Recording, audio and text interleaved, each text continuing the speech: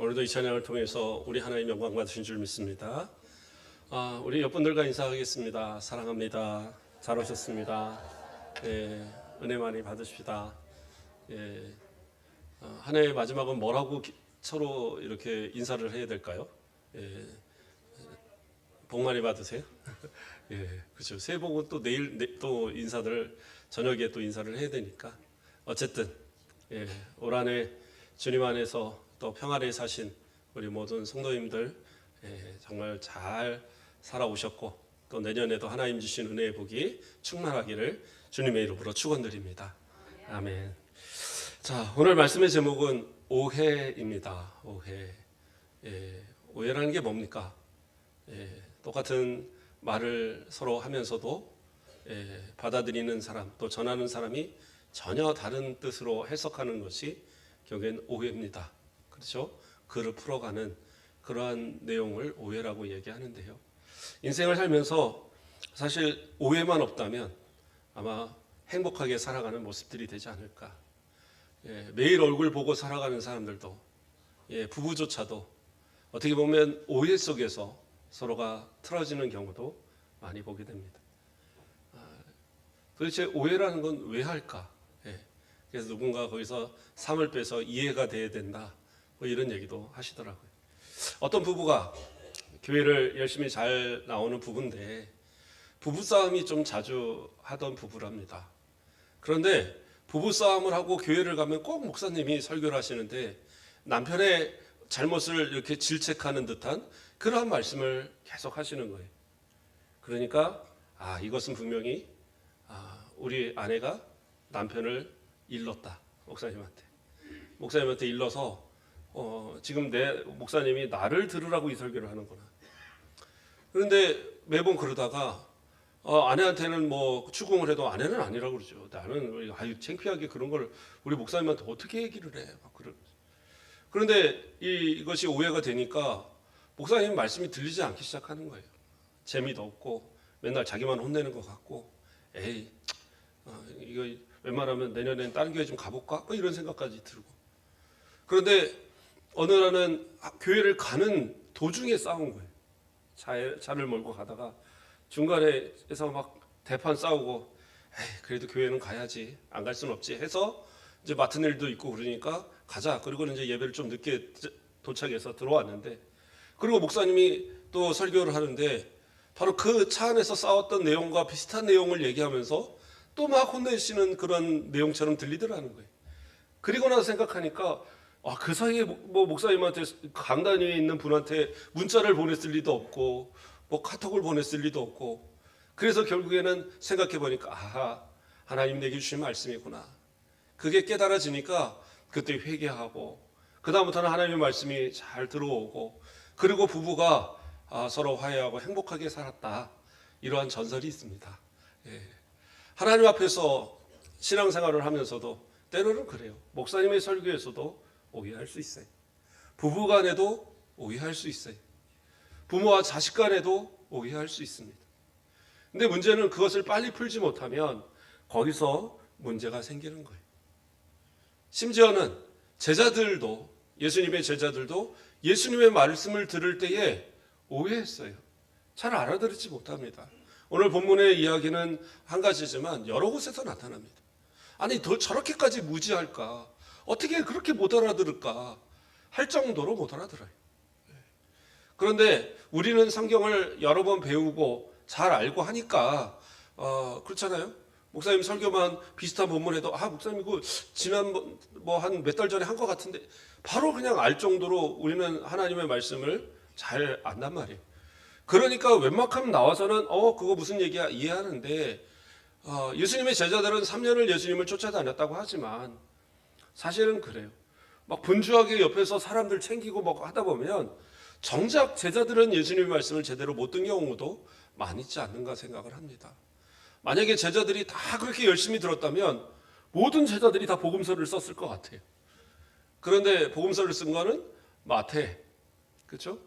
그리고 요한, 그 다음에 나머지는 그 바울의 제자인 누가, 그리고 베드로의 제자인 마가 이렇게밖에 못 썼어요.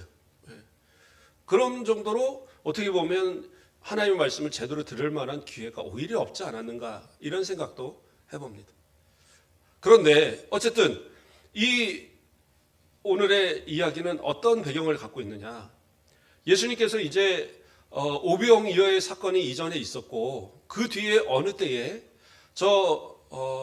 갈릴리 동편에 있는 광야에서 또 하나님의 말씀을 전하면서 이 다가오는 이 사람들을 치료하여 주시고 그런 이제 일이 있었습니다. 근데 오병이어의 사건 때는 그 하루 동안에 일어난 일이거든요.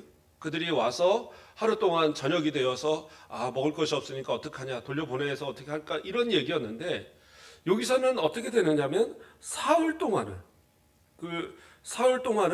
이들이 예수님 말씀을 들으려고 앉아서 기다리고 있는 거예요. 그리고 병을 고치려고 기다리고 있고, 물론 이제 음식을 아예 차리고 예수님이 온다는 소식에 다 준비해갖고 온 사람도 이때는 있었던 것 같아요. 그래서 이래저래 한 3일을 버티는데 뭐 어떤 사람들은 가난한 사람들은 그냥 굶은 거죠. 뭐 3일 정도. 예. 어떤 분이 그러더라고요. 20일 금식을 하신 목사님하고 얘기하다가 목사님은 며칠 금식 해보셨습니까? 그러길래 저는 3일 해봤습니다. 그랬어요. 예. 그것도 저희 사촌 형님이 열흘 금식한다고 해서 올라갔다가 따라 올라갔다가 반강제로 그냥 3일을 분명히 밥 준다고 그랬는데 밥을 안 주시더라고요. 그래서 3일을 제가 금식을 했는데 그래갖고 배고파서 참 그랬다 이런 얘기를 했더니 그 목사님 하시는 얘기가 3일까지가 배고프대요. 3일 지나고 나면 그때부터 배 안 고픈데 3일까지가 막 빵이 하늘에서 돌아다니고 막 너무 힘들었다는 얘기를 하더라고요. 그래서 그런 건가? 전 그 이상은 안 해봤으니까. 어쨌든 그러니 이 백성들이 이 3일 동안을 예수님의 말씀을 들으면서 들에 있었으니 밤낮 떠나지도 않고 그냥 있었던 거예요. 그러니까 얼마나 배고프고 힘들었겠어요. 그래도 예수님의 말씀 듣겠다고, 그래도 병고침을 받겠다고 그들이 떠나지 않고 있는 거예요. 그러니까 예수님께서 축사를 하시는데 얘들아 너희들 어디 떡 좀 있느냐. 그래서 보니까 한 7덩이 있습니다. 그래? 그럼 가져와라. 그래서 그 7개와 또 물고기 한 2마리 어디 먹다 남은 거 있습니다. 그래? 그거 가져와라. 그래서 이걸 가지고 축사하셔서 이때는 몇 명을 먹였냐면 작년만 4,000명을 먹입니다. 4,000명. 그리고 몇 강주리가 남았느냐? 7강주리가 남았어요. 그러니까 우리가 생각할 때 그러면 오병이어 때는 12강줄이 남았는데 이번엔 7강줄이 남았으니까 이것은 그때보다는 좀 적게 남았나 보다. 사람들이 너무 많이 먹었나 보다. 근데 이제 이거는 오히려 반대입니다. 사람들이 좀 적게 먹었나 봐요. 무슨 얘기냐면 그 12강줄이는 그냥 바구니입니다. 이런 바구니. 그냥 사람들이 이렇게 들 수 있는 바구니고 여기서의 7강줄의 광줄이는 사람 하나가 들어갈 만한 큰 자루 같은 바구니예요. 우리 같으면 뭐 항아리 같이 큰 그러한 이 바구니를 얘기하는 거예요. 이거 훨씬 많은 양이 남은 겁니다. 예. 그런데 예수님의 제자들이 그거 갖다 버렸을까요? 아니요. 그것을 아마 오병이어 때도 그것을 챙기고 가져가고 싶은 사람들한테 나눠주고 그리고 챙겨서 이후에 그 식량으로 사용을 했을 것으로 봅니다. 예수님은 뭐 그때마다 축사하셔갖고 너 먹어 이러지는 않으시거든요. 자, 그랬는데, 그리고 이제 다시, 그 서편에 있는, 갈릴리 서편에 있는 지역으로, 이제, 그 달마누나라는 지역으로 이렇게 넘어갔었습니다. 근데 그곳에서 이제 바리새인들이 예수님을 걸고 넘어가는 거예요. 예수님의 앞에서 서로 논쟁하자. 당신이 진짜 메시아인지 표적을 보여달라. 이렇게 얘기합니다. 예수님이 이제까지 보여진 표적이 적지 않았어요. 그리고 충분하게 그들에게 알릴 만한 당장의 이런 칠병이어 사건, 오병이어 사건도 다 분명히 그런 이적인데 이들이 얘기하는 것은 누구도 부인할 수 없는 확실한 증거. 우리가 이 바리새인들이 그냥 맞습니다 하고 엎드릴 만한 확실한 증거를 내놓으라는 거예요. 참 그렇죠. 예, 우리 자식들이 만약에 부모한테 아빠 진짜 우리 아빠야? 우리 엄마야? 이러면 물어본다면 뭐라 그러겠어요? 야, 내가 낳았다. 분명히 우리가 아빠고 엄마다. 그런데 그거를 뭐 증명하라. 그럼 어느 산부인과에 혹시 거기서 애들이 바뀐 건 아니냐? 뭐 이렇게 나오면 할 말이 없는 거예요. 자꾸 논쟁을 하니까. 왜요? 결국에서는 어떤 신성 모독적인 말이 나오면 이 예수님을 갖다 고발하려는 그런 의도로 지금 바리새인들을 놓은 거예요. 그러니까 예수님이 더 이상 논쟁하지 않으시고 이제 제자들을 데리고 급하게 다시 배를 타고 이 갈릴리 동편으로 넘어가시는 중입니다. 그래서 그 배 안에서 이제 제자들에게 말씀하신 거예요. 뭐라고 말씀하십니까? 15절 말씀에 예수께서 경고하여 이르시되 삼가 바리새인들의 누룩과 헤롯의 누룩을 주의하라 이렇게 이야기합니다. 여기서 누룩은 우리가 아는 보통 이스트, 그 효모를 얘기하는 겁니다. 그래서 빵에 들어가서 그 적은 양을 넣어서 이렇게 반죽을 부풀리면 아주 막 크게 부풀어지잖아요. 예, 그런 거에서 빵을 만드는 건데 그러한 이것을 조심하라. 그래서 바리새인들의 누룩과 헤롯의 누룩을 조심하라. 이렇게 이제 주의하라 경고하셨어요. 그러면 이러한 경고를 들으면 우리 성도는 다 알아듣잖아요. 아, 바리새인들과 이 헤롯의 그 어떤 것들을 좀 주의하고 조심하라는 이런 얘기겠구나. 그냥 그렇게 받아들이는데 이 제자들은 뭐라고 얘기를 하고 있느냐? 16절을 보면 제자들이 서로 수군거리기를 이는 우리에게 떡이 없음이로다. 그렇죠? 앞에서 14절에서 뭐라고 그랬어요? 제자들이 떡 가져오기를 잊었음에 배에 떡 한 개밖에 그들에게 없더라. 그러니까 이 사람들도 경황이 없었던 거죠. 왜냐하면 자, 동편에 있다가 배를 타고 서편으로 넘어갔는데 서편에서 기다리는 듯이 그 바리새인들이 말을 걸고 막 시비를 걸고 그러니까 예수님은 또다시 동편으로 가자. 배를 타고 왔다 갔다 하는 거예요. 그러니까 경황이 없으니까 열심히 그 챙겼던 이 광주리에 챙겼던 음식들을 저 서편에다 놓고 다시 이제 동편으로 가버린 상황이. 그러니까 배에 보니까 떡 한 덩이밖에 없더라는 거예요. 야, 이거 예수님이 물어보시면 어떡하지? 아, 예수님이 이거 나한테 물어보면 이거 뭐라고 대답하지?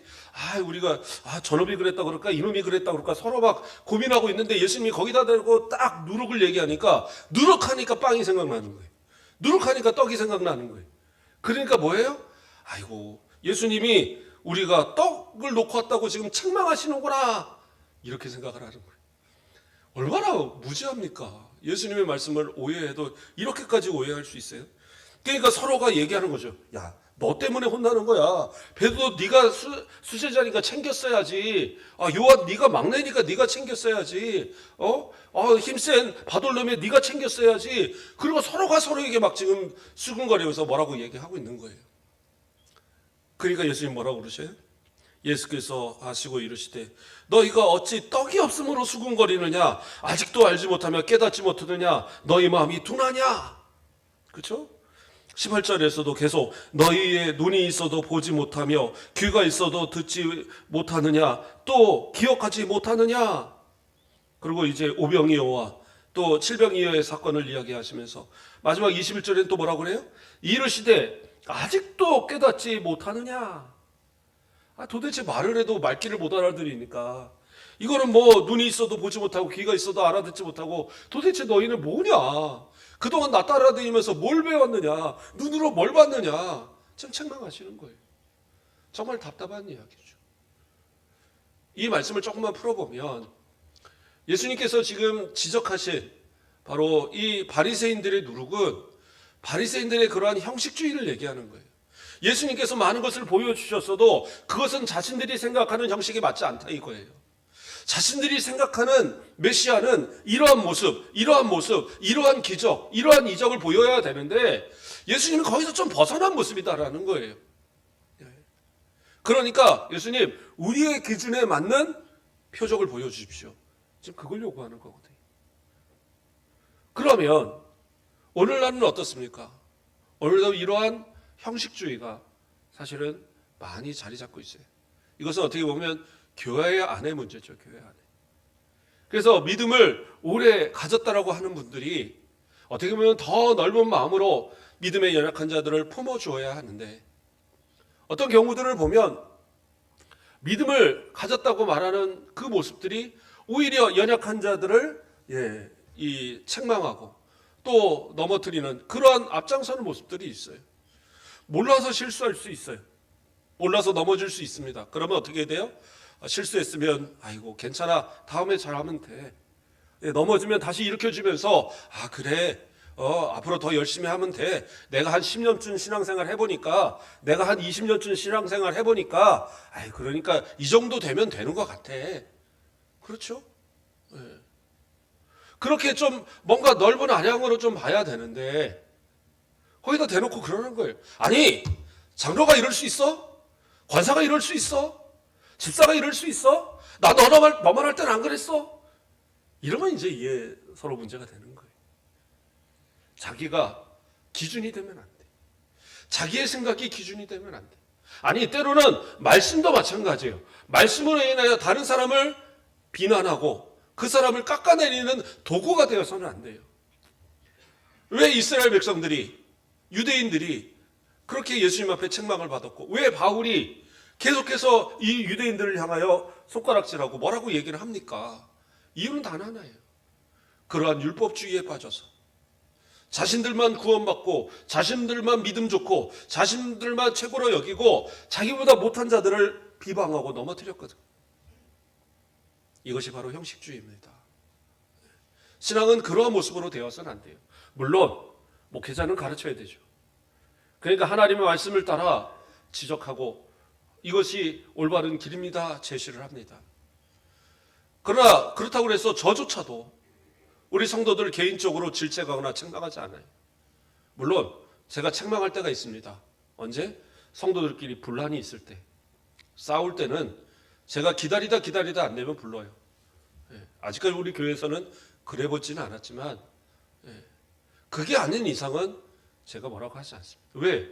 말씀을 듣고 깨달아서 본인들이 자꾸 변화되어져 가야 되는 거죠. 그런데 그것을 가지고 좋아요. 옆에서 조언할 수는 있어요. 그래도 집사님, 그래도 이제 조금 힘을 내서 신앙생활 잘 해야지. 교회 생활도 하고 예배 생활도 하고 헌신도 하고 좀 기도도 하고 좀 삶 속에서 좀 변화도 있고 우리 이제 그렇게 합시다. 좋게 말하면 되는 거예요. 근데 거기다 대고 마치 내가 뭔가 우월한 것처럼 그렇게 다가가면 대부분 얘기합니다. 도대체 너는 뭐야? 너는 잘해? 라고 얘기하는 거예요. 우리 가운데 완벽한 사람이 누가 있겠어요? 하나님의 말씀을 100% 지키는 사람이 누가 있습니까? 누구는 5% 어기고 누구는 90%를 지켜도 90% 지킨 사람이 5%, 10% 어긴 것이고 그 5% 지킨 사람이 95% 어긴 거나 그건 마찬가지로 어기고 지킨 건 다 마찬가지인 거예요. 하나님 앞에서 죄 짓고 악한 모습으로 살아가는 모습이라고 한다면 그 사람 비난받고 하는 거 당연하지만 그러나 무슨 세상 죄로 인해서 막 지적하고 하는 그런 문제가 아니면 교회 안에서는 서로가 이해해 주십시오. 서로 사랑해 주시고 연약하면 다 그냥 연약한가 보다. 좀 어떻게 그런 상황 때문에 그랬나 보다. 그렇게 좀 이해해 주면 되는 일인데 그것을 못하니까 자꾸 다툼이 일어나고 또는 실망하게 되고 또는 서로 가운데 미움과 이러한 모습들이 나타나게 되는 거예요. 형식에 얽매이지 마시고 하나님 앞에서 그리스도의 사랑을 실천해주고 서로를 위해서 더 헌신하고 서로를 위해서 더 낮아지는 그런 모습, 그게 올바른 모습이라는 거예요. 근데 사람들은 가면 갈수록 어떻게 해요? 내가 뭔가 되었다고 생각할 때 자꾸 자신을 높이려 하는 바리새인들의 습관들이 나온단 말이에요. 그렇기 때문에 예수님은 바리새인들의 누룩, 그 조그만 것이 내 마음에 들어오기 시작하면 어떻게 해요? 어느 순간 나를 다 오염시켜갖고 나로 인하여 그러한 죄악 가운데 살도록 그렇게 만드는, 다른 사람을 넘어뜨리고 다른 사람들을 이 망가지게 하는 그러한 모습으로 살게 된다라는 거예요. 얼마나 참 죄스러운 모습입니까, 하나님 앞에. 그래서 이러한 형식주의, 바로 이 바리새인의 누룩을 제거하라고 얘기하는 거예요. 주의하라고. 그 다음에 헤롯의 누룩은 뭡니까? 헤롯은 당시에 바로 분봉왕으로서 로마에서 바로 이 유대를 다스리라고 세우는 왕이에요. 그런데 헤롯의 누룩이라는 건 뭐냐면 바로 그러한 세상의 세속주의를 얘기하는 겁니다. 세상과 적당히 타협하고 살아가는 사람들, 그러면 편해요.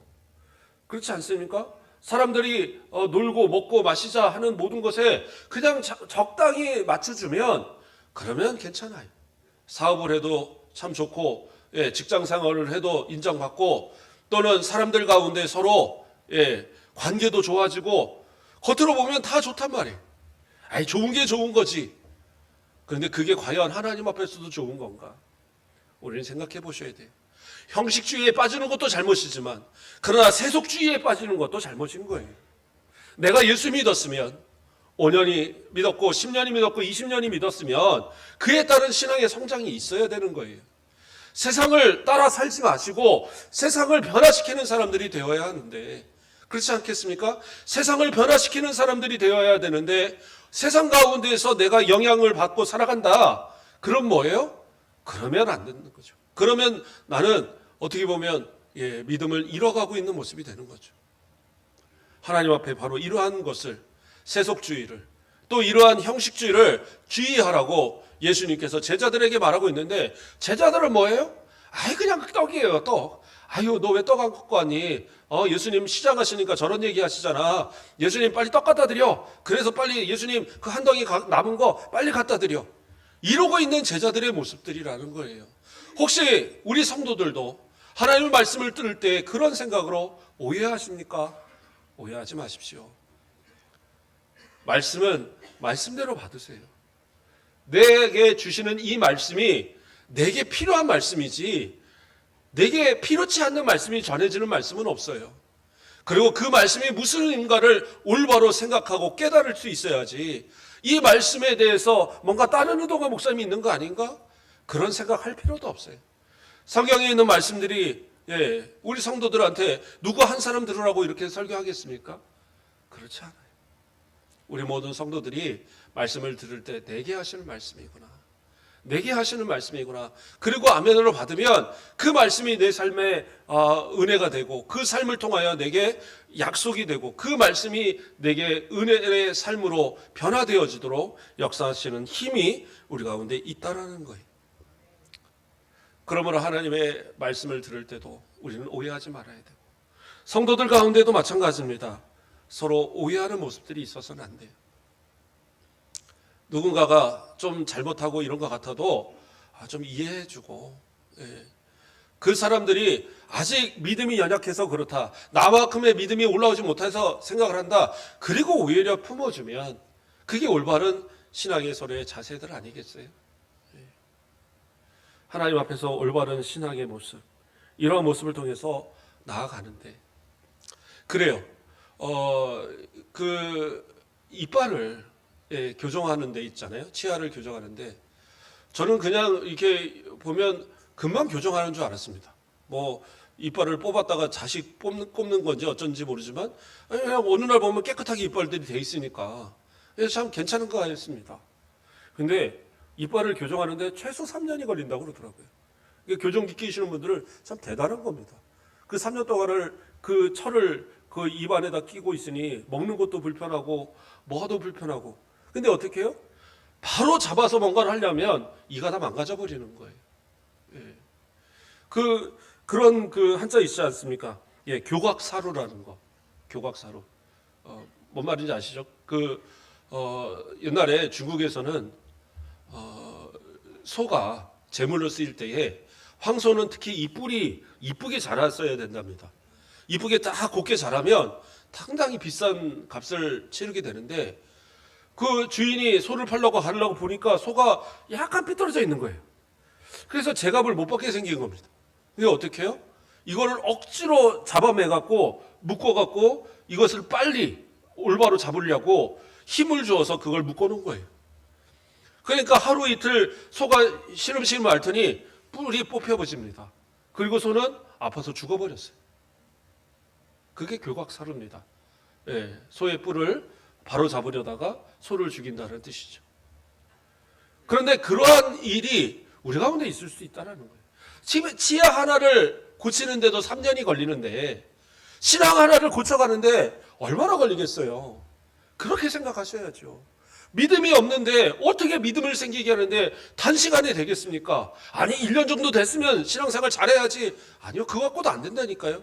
어떤 분은 5년이 걸리고 어떤 분은 10년이 걸리고 어떤 분은 20년도 걸려요. 그것을 생각하시고 인내를 가지고 고쳐주시는 겁니다. 물론 어떤 이들은 엘리트도 있죠. 교회 오자마자 신앙생활 잘하는 분들이 있습니다. 이전에 도대체 어디서 신앙을 배웠는지 참 착실하다. 그런데 저는 교회 다니는 적이 없어요. 우리 교회에서 처음입니다 하는 사람들도 있어요. 그러나 그런 경우는 드문 경우들입니다. 삶의 모습들을 변화시키는데 오래 걸립니다.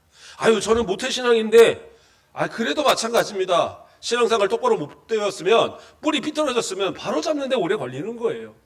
예, 어린아이들을 가르치는 데 있잖아요.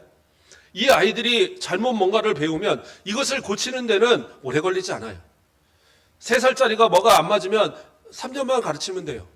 5살짜리가 뭐가 안 맞으면 5년만 가르치면 됩니다. 10살짜리가 뭐가 안 되면 10년만 가르치면 돼요. 근데 문제는 뭐예요? 20살이 되고 40살이 되고 50살이 된 사람은 몇 년을 가르쳐야 될까요? 그 2배를 가르쳐야 된다라는 거예요. 그러니까 어떤 분들은 평생 안 고쳐질 분도 있어요. 예, 성령께서 고쳐주시겠지만, 그러나 구원받는 일 외에 고치지 못하는 걸 굳이 고치다가 나 이럴 바에는 교회 안 나가, 이러면 안 되니까 적당하게 신앙을 고쳐주시는 경우는 있지만 그렇지 않겠어요? 그만큼 바꾸기는 힘든 것이 우리의 모습이다. 그러므로 그것을 이해하고 품어가는 이러한 모습들도 우리 가운데 서로가 있어야 된다라는 겁니다. 또 어떤 이들은 신앙에 대해서 참 오해하는 분들이 또 있습니다. 하나의 사건을 이야기하면, 집사 빌립이 저 사마리아에 가서 복음을 전할 때입니다. 사마리아에서 열심히 복음을 전할 때에 빌립을 따라다니는 한 시몬이라는 사람이 생겼어요. 이 사람은 어떤 사람이냐면 원래 마술을 하는 사람입니다. 그러면서 이것이 하나님의 권능인 것처럼 막 보여주면서 사람들을 막 끌어모았었어요. 그러다가 빌립이 진짜 이적을 행하고 진짜 그런 하나님의 능력을 보이는 걸 보고는 뭔가 배워야겠다는 생각으로 빌립을 따라다녔어요. 정말 열심히 잘했습니다. 그러면서 이 믿는 자들이 막 넘쳐난다는 소식을 듣고 예루살렘 교회에서 베드로와 요한이 거기에 파견되어서 갑니다. 그리고 사람들한테 이 안수기도 할 때에 그 가운데 성령의 역사들이 막 일어나요. 성령의 그러한 체험들이, 성령 세례들이, 성령의 충만함이 막 일어나는 겁니다. 그러니까 그것을 가만히 보고 있다가 시몬이 보니까 욕심이 나는 거예요. 야, 내가 저것만 있으면 떼돈을 벌겠는데. 그러니까 거기서 뭐라고 그래요? 베드로에게 돈을 갖다가 주면서, 베드로 사도요, 내게 안수해서 당신의 그 능력을 내게도 주시옵소서. 그래서 내가 가서 안수하면 막 성령이 막 임하는 역사를 내게 주시옵소서 그러는 거예요. 베드로가 뭐라 그랬겠어요? 아니, 지금 내가 하나님의 선물을 돈 주고 살 줄 생각하였으니 내 은과 내가 함께 망할지어다. 저주를 받았어요. 이후에 어떻게 됐는지 잘 모르겠습니다. 그러나 어쨌든 이 시몬은 잘못 오해했죠. 그러한 은혜도 자신의 돈으로 살 줄, 그러한 어떤 하나님이 주시는 선물을 그저 자신이 어떠한 이 돈을 많이 내면 그것으로 내가 받는 것처럼 착각을 했어요. 신앙생활은 그렇게 하는 게 아닙니다. 과거에 내가 어떤 모습이었든지 그건 문제가 되지 않아요. 그걸 다 포기하고 내려놓는 겁니다. 그리고 사도들이 기도할 때에 그 기도에 아멘으로 받으면 돼요. 그리고 성도들에게 봉사하고 헌신하고 그냥 그 앞서서 빌립에게 보였던 그러한 충성스러운 모습처럼 신앙생활 열심히 잘하면 됩니다. 그러다 보면 어느 순간 집사도 되고 권사도 되고 장로도 되고 또는 젊어서 또 내가 하나님의 일을 감당해야지, 그럼 목사님이 되는 분들도 있고요. 그러면서 신앙생활을 하는 거지, 처음부터 내가 무슨 대우접 받고 또 어떤 능력이 있어서 그걸 가지고 뭘 하겠다? 이단밖에 안 만들어지는 겁니다. 하나님 앞에 겸손하게 신앙생활 하셔야 되고, 신앙을 어떤 이익의 재료로, 그것도 오해인 거예요. 어떤 분은 그랬답니다. 목사님, 제가 사업을 하다 보니까 장로는 달아야지 뭔 사업이 될 것 같아요. 그래서 저 장로 시켜주십시오. 그게 무슨 가능한 일입니까? 성도들이 기도하면서 투표하여 세워지는 것을, 그것도 내 사업을 위해서 나 장로 시켜주세요, 이런 말도 안 되는 얘기를, 그리고 교회에 나가서 다른 데 가서 1년도 안 돼서 장로 받고, 도대체 어느 교단 어느 교회인데 그렇게 시키는지 도대체 이해가 안 가요. 그리고 그것을 이용해서 사업하고 본인은 믿음이 좋다고 얘기하죠. 나는 장로 될 자격이 있어. 그러나 그거 아닙니다. 저는 옳다고 보지 않아요. 하나님 앞에 분명히 책망을 받습니다. 이익의 재료로 방도로 신앙을 사용해서는 안 돼요. 믿음은 온전하게 순전한 모습으로 하나님 앞에 드려지는 그런 모습이어야 된다. 신앙에 대한 오해하지 맙시다. 사람에 대한 오해도 하지 마세요. 그리고 목사님 말씀에도 오해하지 마시고 하나님의 말씀에도 오해하지 마세요. 모든 것을 좀 이해하면서 살아가는 그 신앙, 그게 성장하는 신앙이고 그러게 우리들의 모습이어야 된다는 거예요. 어떤 경우는 그렇죠. 도대체 제가 왜 저러지? 언제부터 저 컸다고 지금 나한테 이래? 그런데 생각해 보면 나도 옛날에 그러지 않으셨나요? 나도. 저도 어렸을 때 기억을 해보면 참 많은 사람들이 나에게 참아줬구나. 자랄 동안에도 그렇고 내 부모도 그랬고 저도 뭐 어디 가서 이렇게 싫은 소리 듣지 않게 잘한다고 잘하고 산 사람인데 난 내가 잘한 줄 알았는데 그래서 때로는 저보다 나이 많은 선배들도 제가 막 질책도 하고 이러면 안 되는 거 아닙니까? 신앙생활 똑바로 해야죠 라고 말한 적도 있어요. 근데 돌아보면 그분들이 나에게 참아줬구나. 그분들이 나를 위해서 기도해줬구나. 그분들이 나를 품어줬구나. 그러니까 지금 나의 모습이 이렇게 있구나. 이게 깨달아지더라고요. 그러면 우리들도 우리의 믿음의 후배들한테 아직 연약한 자들에게 나보다 어린 사람들에게 뭔가 그렇게 품어줄 수 있는 모습들 이게 필요하지 않을까 생각해 봅니다. 마지막으로 제가 시 하나를 읊어드리겠습니다. 나태주 시인의 풀꽃이라는 그런 유명한 시입니다. 인터넷이나 뭐 이런 데도 많이 들어봤을. 자세히 보아야 예쁘다. 오래 보아야 사랑스럽다. 너도 그렇다. 예, 제가 이분이 뭐 어떻게 해석했는지 모르지만 제가 나름대로 해석을 해봤어요. 예, 사람은요 자세히 보아야 예쁩니다. 그렇죠? 물론 처음부터 예뻐 보이는 사람도 있는데 아무리 못생긴 사람도 자세히 보면 예뻐요. 제 얼굴도 한 5년 보니까 이뻐 보이지 않으신가요? 많이 웃으셨어요. 자, 어쨌든 나름대로는 뭐 괜찮은 눈들이 뭐 눈도 저는 쌍꺼풀이 이렇게 잘 있어갖고 예전에 누가 이렇게 화장 연습 한다고 제 눈을 좀 빌려달라고 그래서 빌려줬는데 왜 그러냐니까 너무 이쁘다는 거예요. 그래서 내 눈이 이쁜 줄 제가 알았는데 또 뭐가 있을까요? 그 외에는 없는 것 같네요. 자, 어쨌든 뭐 자세히 살펴보면 어딘가 이쁜 게 있는 거예요. 누구나 다. 그러니까 자세히 보십시오. 서로가 하는 게. 그리고 뭐예요? 오래 보아야 사랑스럽다. 오래 보면 사랑스럽습니다. 자꾸 보아주십시오. 저도 오래 보면 사랑스러운 모습이 있지 않을까요? 우리 성도들도 서로 보면 사랑스러워하지 않을까요? 제가 우리 젊은 청년들한테 팁을 하나 드리면 진짜 마음에 드는 여자가 있으면 절대 바로 가서 나랑 사귀자 이러지 마세요. 자꾸 보여줘야 돼요. 얼굴을 자꾸 보여주고 오늘도 보여주고 내일도 보여주고 자꾸 보여주다 보면 내가 아무리 못생겨도 나를 못생기게 안 보거든요. 그리고 어느 순간 나를 이쁘게 보기 시작해요. 그때를 딱 잡아서 반지 하나 딱 권해주면 그러면 되는 거예요.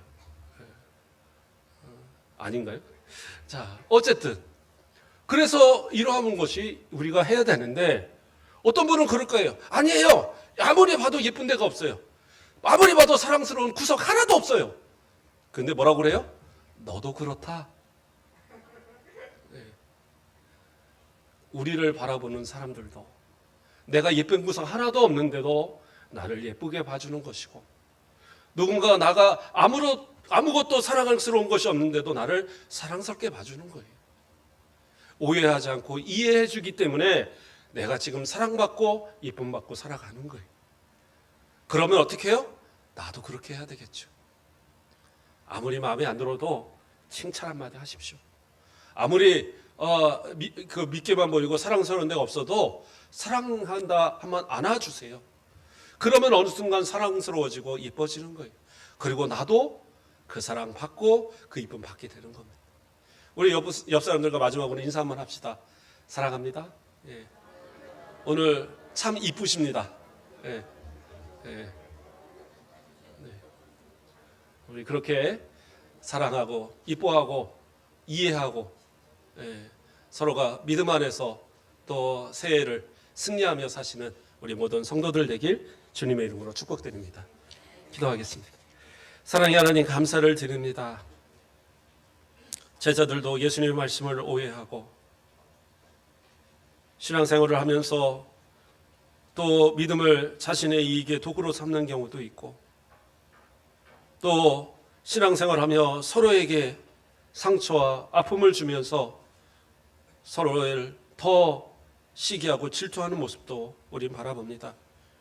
그러나 모든 것에 있어서 나도 사랑받기 원하면 다른 사람도 사랑할 수 있는 이러한 마음을, 나도 이쁨 받기를 원하면 다른 사람도 이뻐할 수 있는 마음을, 내가 주님 앞에 사랑받기를 원하면 나도 많은 사람들을 주님 앞으로 사랑받도록 인도할 수 있는 그러한 넓은 마음과 또 그리스도인다운 참된 신앙의 모습들이 우리 가운데 바로 설 수 있도록 인도하여 주시옵소서. 감사합니다. 예수 그리스도의 이름으로 기도드립니다. 아멘. 우리 찬송 526장 하나님 앞에 찬양 드리겠습니다.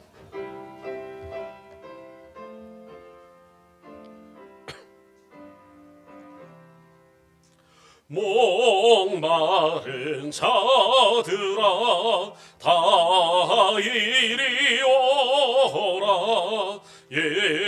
이곳에 손샘 흐르도다.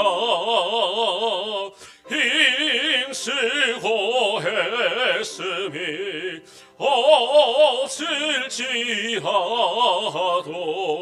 이 샘에 오면 다 마시겠네.